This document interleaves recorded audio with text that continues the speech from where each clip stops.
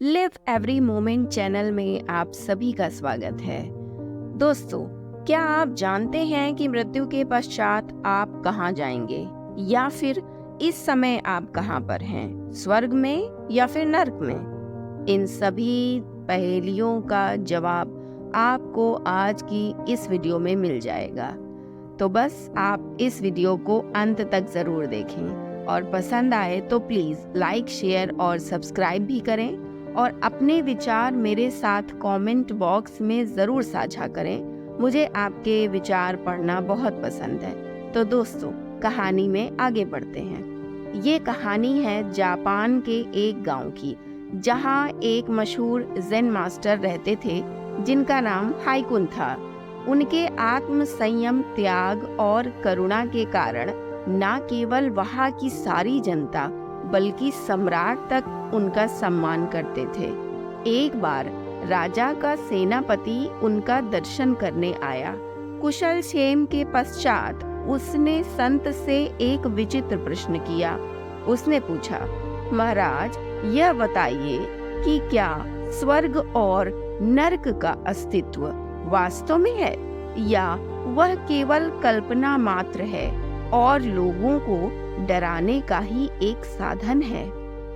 Master हाइकुन पहले तो एकटक उसकी ओर देखते रहे, फिर उन्होंने उससे प्रश्न किया, अच्छा, पहले यह बताओ कि तुम क्या काम करते हो? संत हाइकुन ने शांत स्वर में उससे सवाल पूछा। तब उसने जवाब दिया, मैं सेनापति हूँ। फिर उन्होंने उससे पूछा, तुम सेनापति हो? लगते तो नहीं हो, तुम शक्ल से किसी गुलाम जैसे लगते हो। यह सुनकर सेनापति की त्योरियां चढ़ गईं। उग्र क्रोध में उसका हाथ सीधे तलवार की मूठ पर पहुंचा। उसे तलवार लेने को उद्यत देख भी संत विचलित नहीं हुए, बल्कि उसे बोध कराने के उद्देश्य से बोले, अच्छा, तो तुम्हारे पास तलवार भी है, पर इसकी धार तो पैनी नहीं मालूम पड़ती, फिर इससे मेरा सिर कैसे उड़ाओगे?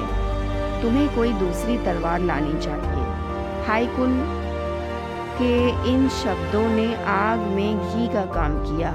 सेनापति का क्रोध 7वें आसमान पर पहुंच गया। उसने झट से तलवार म्यान से बाहर निकाल ली। तभी संत प्रेम से बोले, लो, अब नरक के द्वार खुल गए। उनकी वाणी के अपूर्व तेज और निर्भीकता को देखकर वह नतमस्तक हो गया।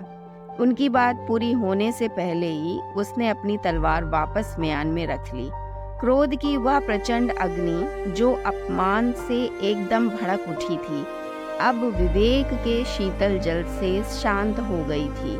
सेनापति के तलवार म्यान में रखते ही संत हाइकुन बोले, लो, अब स्वर्ग के द्वार खुल गए। मास्टर हाइकुन के शब्दों में दिया ज्वलंत सत्य उस सेनापति को अब समझ में आ चुका था। वास्तव में व्यक्ति जिस क्षण क्रोध की अवस्था में होता है, उस समय वह नारकीय स्थिति में ही होता है, क्योंकि क्रोध में बुद्धि, विवेक कुंठित हो जाते हैं। सोचने समझने की क्षमता नहीं रहती, कर्तव्य अकर्तव्य का ध्यान नहीं रहता। बस एक प्रचंड अग्नि हमारे संपूर्ण अस्तित्व को जलाने लगती है।